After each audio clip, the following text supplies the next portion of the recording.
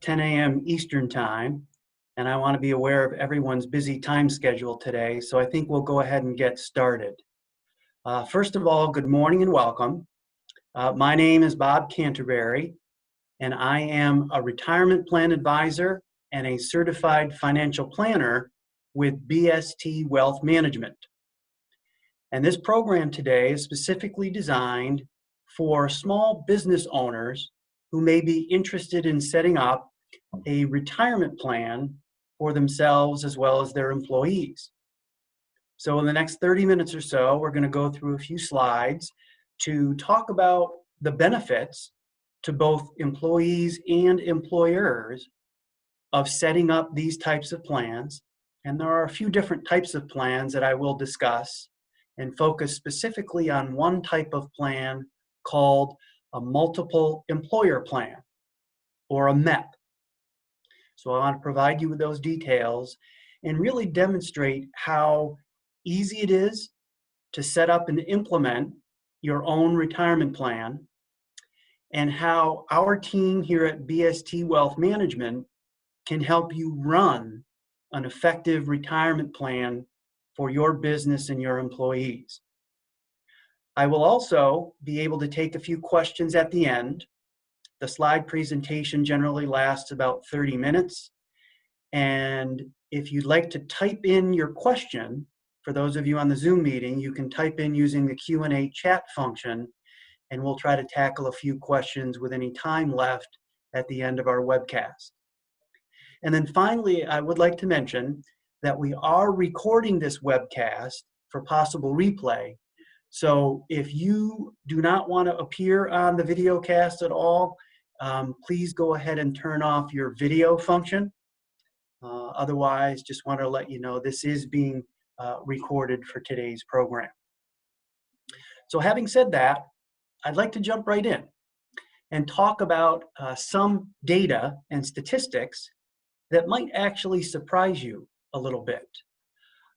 For example, 42% of Americans have less than $10,000 set aside for retirement. That's a little scary.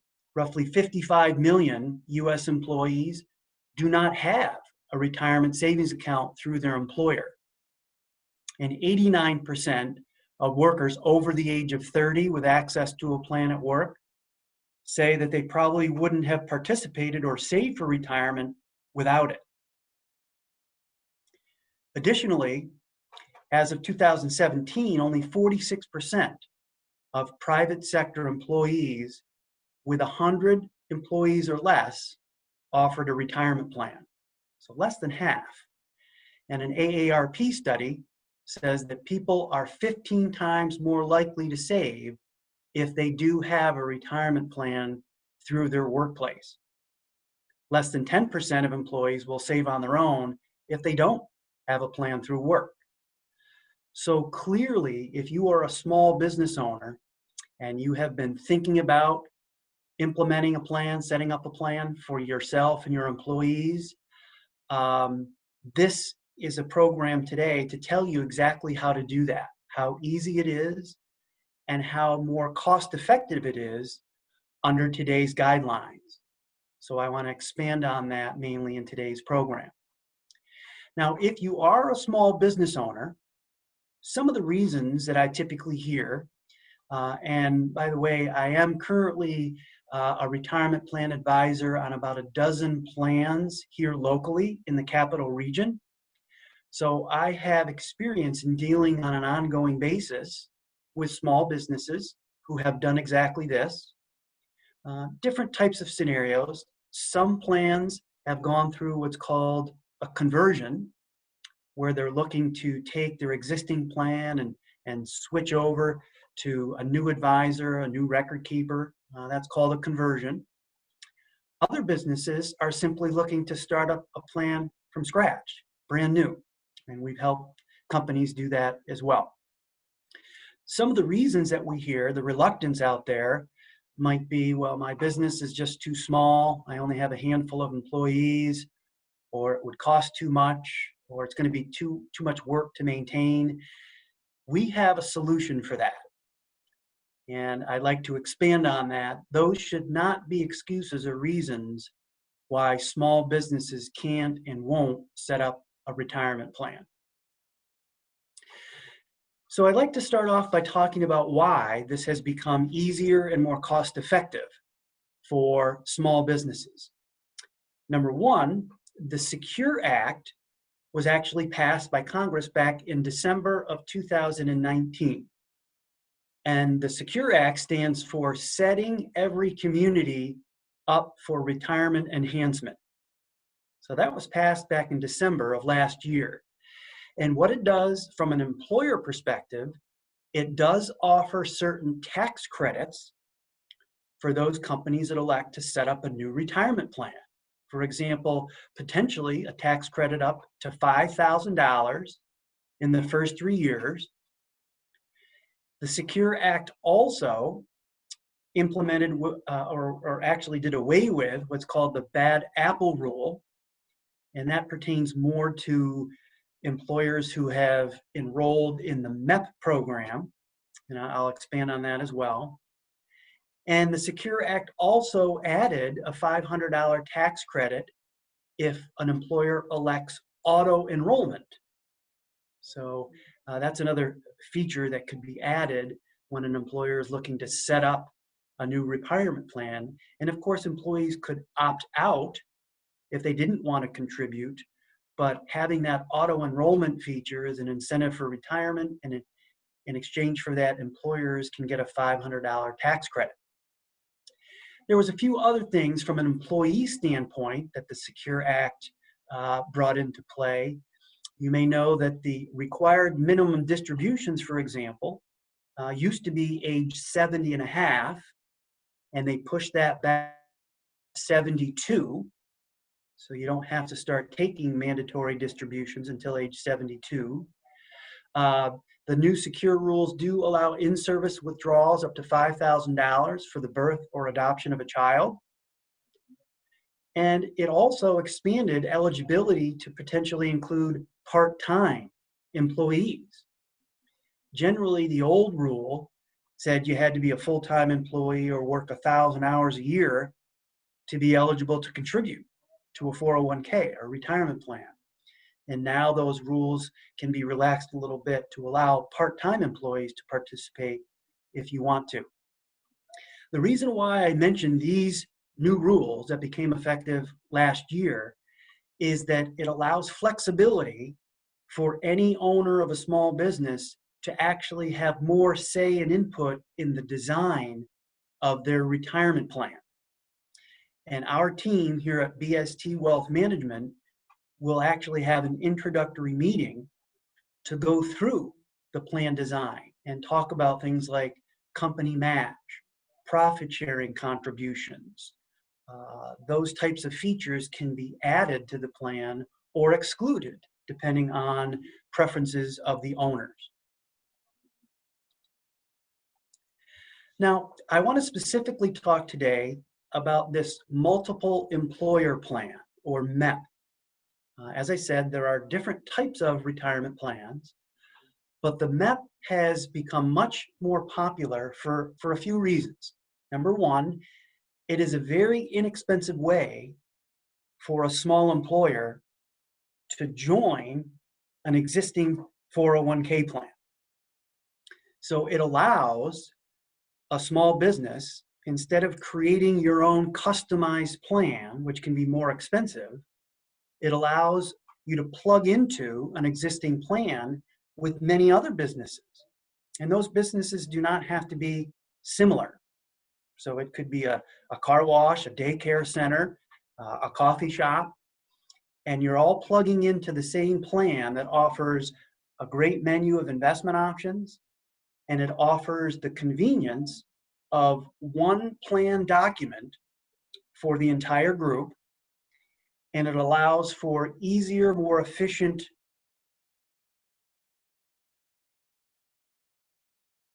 of a plan that's basically for a group of small companies rather than just a separate customized plan that could be and will be more expensive. So let's talk a little bit more about MEPs.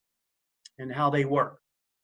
As I said, there's strength in numbers. Unrelated companies can join in under one place of scale with better pricing. And it also significantly reduces the employer's fiduciary liability. And it takes less time and effort for you to manage so that you can focus on the business and know that someone like BST Wealth Management is running your plan and taking care of things behind the scenes. Now, the MEP, which I will expand on in a moment, is one type of plan. There are some businesses, generally larger businesses, who prefer the standalone plan, and we can certainly help set that up as well. Generally, it's for companies or businesses with more than 20 employees, where you want to customize your investment lineup and have separate TPA and record keeping services and a separate filing of the 5,500. So we have helped people set up standalone plans, but the MEP seems to be much more appropriate, let's say, for smaller companies with less than 20 employees. So let's take a closer look at the benefits, specifically for the employee. The investment lineup, as I mentioned earlier, if you start a MEP and you're plugging in with a group of other small companies into this plan, typically the investment lineup includes a variety of individual mutual funds that give each participant the potential for diversification with different asset classes like S&P 500 funds, international, small cap value, emerging markets, bond funds, fixed income, maybe inflation protected securities. But it also offers, under our platform, professionally managed funds or pre-mixed options, where if you have employees who aren't necessarily investment savvy and they would prefer to select an option that's automatically diversified, we can assist them in enrollment meetings or via the website to allow them to assess their risk tolerance and select perhaps a pre-mixed opportunity that fits their goals and objectives. In addition, under the MEP, they would have access to high quality, low cost funds, direct, personalized, and proactive customer service. So in most cases, when a new company wants to set up a MEP or a new retirement program, I, the advisor, would come on premises personally to conduct enrollment meetings, to explain how people log into the website, how they make or change their elections, how they choose investment options, and primarily be an ongoing contact, which sometimes is lost on larger plans or bigger companies that might just have a customer service number where you get into a call queue and it takes 10 minutes for somebody to answer the phone. With a smaller business and under BST Wealth Management, I think one of the big advantages is the personalized service that you would receive under this type of program.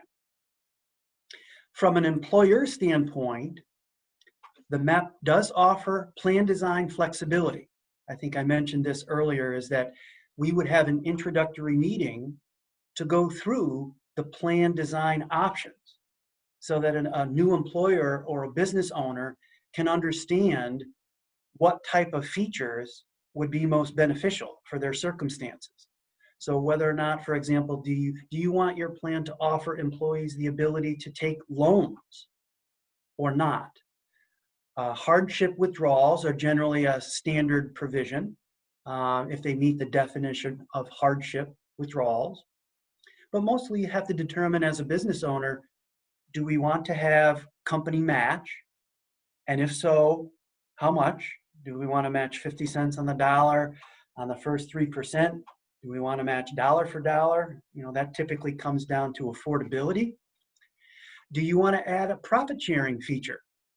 Without question, most small business owners would like to set up a plan for their employees, but also allow them the flexibility to make larger contributions, tax deductible or pre-tax contributions for the owners themselves. in the form of profit sharing contributions. And the plan design can be specifically set up to do that. As I mentioned, it's very cost effective. And I'd like to maybe give you some estimate of dollar figures to kind of put things in perspective, just approximates.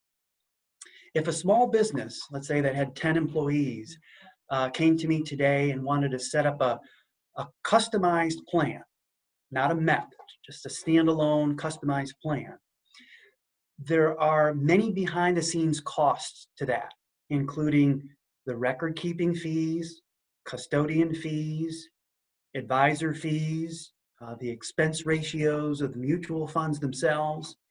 And you might be looking at approximately $6,000 to set up a standalone customized plan.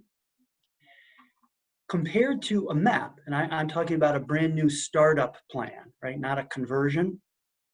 The MEP may cost more in the ballpark now of $2,000. So a 2/3, a 66% lower cost, basically to set up and plug into a MEP, which I think is very, to all be wrapped into one. And that includes the record keeping services, the TPA services, and the Form 5500. That's all included in that $2,000 cost that I mentioned. So I've set up a few plans recently for like a daycare facility where really they're trying to implement the plan to attract and retain employees. And that's a big way to do that.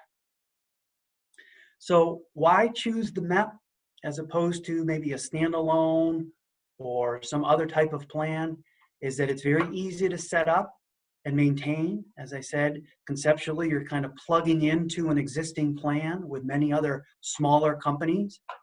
Less responsibility. My team behind the scenes performs all the functions that are needed. Now, that's not to say, I should be careful to say that that doesn't mean the employer doesn't have to do anything or lift a finger with their retirement plan. There are certain payroll upload functions, right? If you have a new hire that you want to add to the plan, there are certain times where notices have to go out to plan participants, and that might be a responsibility of the employer to send out a required notice to employees. But other than that, most of the administrative stuff is done behind the scenes by our team, and it's a cost-effective way to actually do that. We offer flexible investment options with solid long-term performance.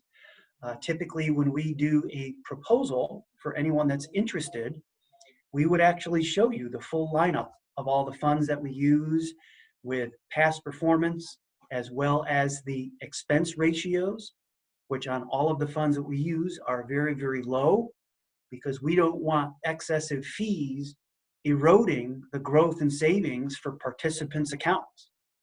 So we typically look very closely at that. So hopefully in the slide presentation that we went through this morning, I explained why it's so important for employers to consider setting up a retirement plan vehicle, not only for themselves, but for employees. It seems to be the best way for people to save for retirement. Otherwise, we saw earlier that a very large percentage of individuals really don't know what to do on their own unless they have an employer-sponsored plan. So our team here at BST Wealth Management, we would be happy to set up a call or a meeting with our team members to explain these different service components that I did mention to you. And the last slide here before we maybe check the Q&A session here is if you would like to call me and discuss this further, my number here is 518-459-6700. And you can ask for Robert Canterbury and they'll patch you right through to me. My email address is rcanterbury@bstwealth.com. And we also have a website at bstwealth.com. So let me just take a peek here with the time that we have left to see if we have any questions in the Q&A screen. It does not look like we do at this moment. Bob, Yes, Shannon. um, Dorothy Bridge says, I'm guessing based on your presentation that an employer with 200 employees is not eligible for a MEP. So I'm wondering if you offer any other options. Well, actually, that's not true. A company with 200 employees actually could join a MEP, but typically what we see is the average size company that were to plug into a MEP would be on a smaller scale. Generally speaking, with 200 employees, for example, the customer service line, the activity, the level may require maybe a larger type of entity or a standalone plan, but it's not prohibited. So a company with 200 employees could indeed actually plug into a MEP program. That's not a limitation. Now, I did want to mention, again, just going on experience, I mentioned that I am currently the retirement plan advisor for many small plans here in the Capital District area. So if you or anyone you know would like to get more information about, well, how do we do that, or how can we get a proposal, I would be more than happy to do that for you. And again, I have my contact information here on the screen. So Shannon, are you seeing that? Are there any more questions in the queue? Yes, there's actually three. One is who serves as the MEP plan sponsor? Um, the second is there a fee schedule for employees who want to join? And last, if a company has a 401k plan, can other eligible business join that existing 401k plan? And I can repeat them too for you. Okay, so good questions there. The sponsor is typically the employer. Okay, so remember I mentioned that when you think about the different components, you have the employer, which is called the sponsor. You've got the record keeper.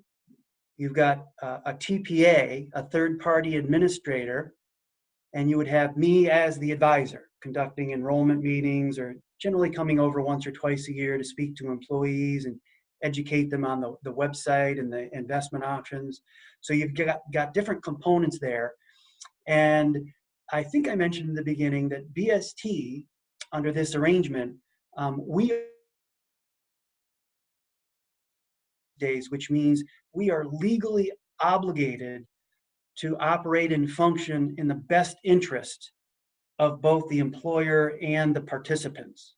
Okay, so that's typically included in our investment advisory agreement, which kind of outlines our roles and our services. We do work with different parties with respect to record keeping.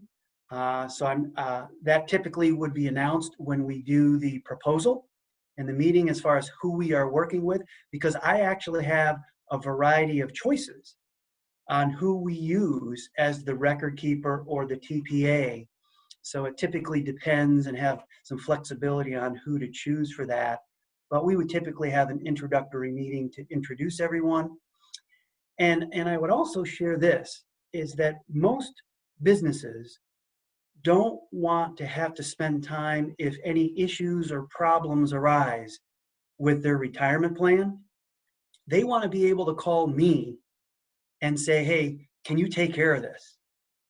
So that they can run the business. And that's a huge benefit. What I see at other plans is someone might say, well, that's not really me. You need to call the record keeper. Or that's not really me, that you need to talk to the TPA. You know, most employers want to be able to call one person and have it addressed or have it fixed or get assistance. And that's where I come in as the primary contact, as the local advisor. And then I can work with the teams behind the scenes to help fix any issues that may arise or need to be addressed. Okay. So I see we're coming up on 10:30, just about 30 minutes. My hope is that this was educational and informational for those of you that were nice enough to join us today. Please be on the lookout for additional webcasts that we may be providing in the future. And I want to thank you for your time today. And that's all we have. So thank you very much and have a good day.